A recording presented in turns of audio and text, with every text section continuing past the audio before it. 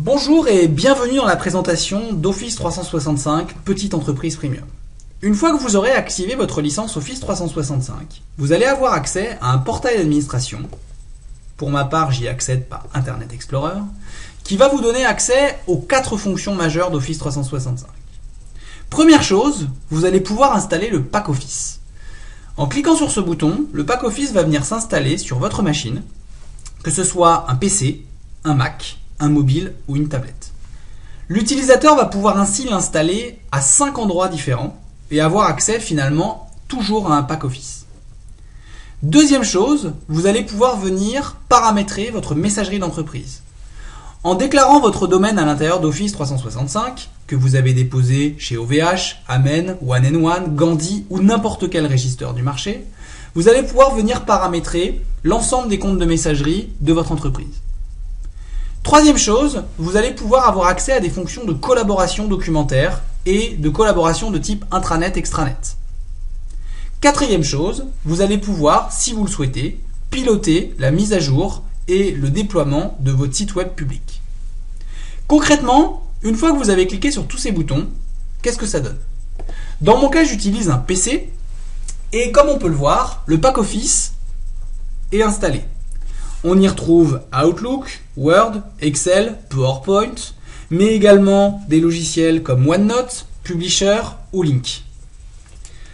Lorsque je clique sur mon Outlook, étant donné que j'ai configuré ma messagerie d'entreprise dans Office 365 Petite Entreprise Premium, bien entendu, je retrouve mes mails. Je vais pouvoir stocker jusqu'à 50 Go de mails dans mon Office 365.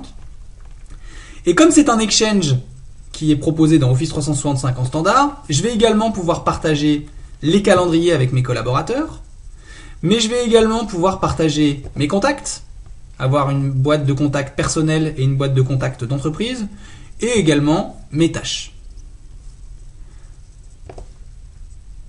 En cliquant sur l'outil de collaboration documentaire, j'ai installé directement à l'intérieur de mes documents des bibliothèques de documents intelligentes qui vont me permettre ici, à chaque fois que j'y rajoute un document, d'être sûr que ce document sera sauvegardé, sécurisé dans un endroit crypté et surtout accessible sur l'ensemble des machines sur lesquelles j'aurai déclaré mon compte Office 365.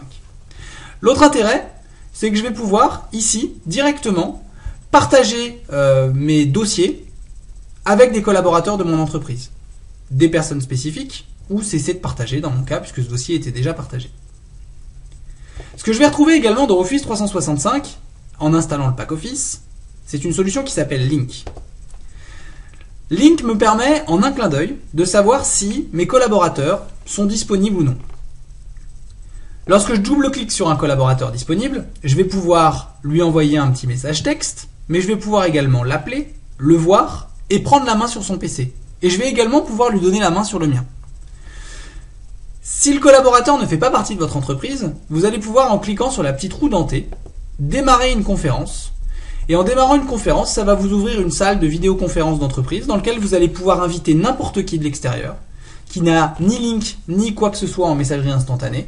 Et en cliquant sur un lien web, il va vous rejoindre et vous allez pouvoir avoir accès à ces fonctionnalités. L'autre sujet en termes de partage de documents, qui était donc la troisième fonction d'Office 365, c'est SharePoint. Vous allez pouvoir à l'intérieur de votre site SharePoint, intranet, par exemple dans notre cas, y fédérer vos documents d'entreprise, avec les derniers documents qui ont été postés dans le logiciel commun, mais également y mettre vos petits workflows de tous les jours. Y mettre vos demandes de congés par exemple, dans lequel vous allez pouvoir configurer un formulaire qui va ensuite rentrer dans un cycle de validation par le dirigeant par exemple, et ensuite faire un tableau récapitulatif des congés que vous pourrez envoyer par exemple à votre comptable. Sur la partie plus site web, si je reviens sur mon portail d'administration, lorsque je vais cliquer sur « Je souhaite faire un site web public », l'outil va m'emmener dans un outil web permettant de globalement paramétrer un site web.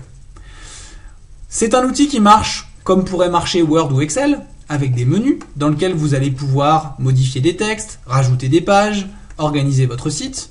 Mais vous allez pouvoir également venir par exemple choisir des templates pour avoir des styles plus ou moins différents et ainsi le faire évoluer à votre guise.